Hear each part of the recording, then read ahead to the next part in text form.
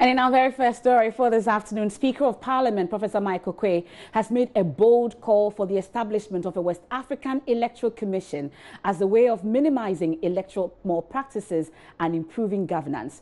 The Speaker has been addressing a high-level policy dialogue on the future of governance in Africa.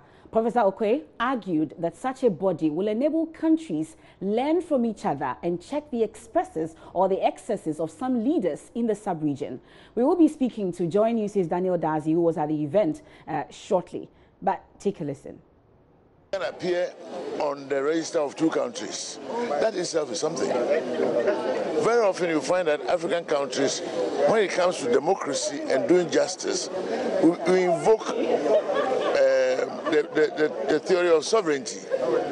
But when we don't do it right and it turns to civil war, then we forget about sovereignty and say, Uganda, come and bring your troops to come and help maintain the peace. So let us do it well in every way. You know, we've had the West Africa Examinations Council for so long. And we can also have a West Africa Electoral Commission that will come out with experts. You know, election studies is not a small thing, you know. People are having them as faculties in serious universities. Electoral studies, the comparative analysis thereof, and what are the best practices that we can all learn from. These are very, very important. And you realize also that when we come to look at the laws that regulate the process, for example, if you come to prosecute someone that, he has stolen a ballot box in the process of an election, under the general law of stealing, it doesn't bite. Because it's not just the ordinary stealing matter.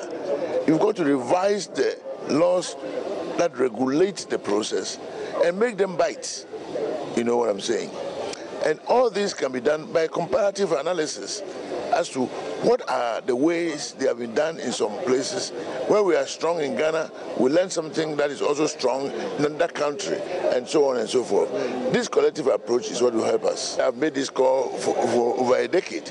I mean, we continue to analyze and study. And it's not just with regard to one single event. But if we don't learn from these, we will continue to have problems.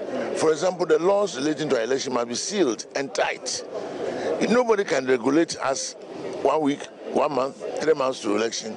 Because the tendency is that people will regulate to favor what they want to favor.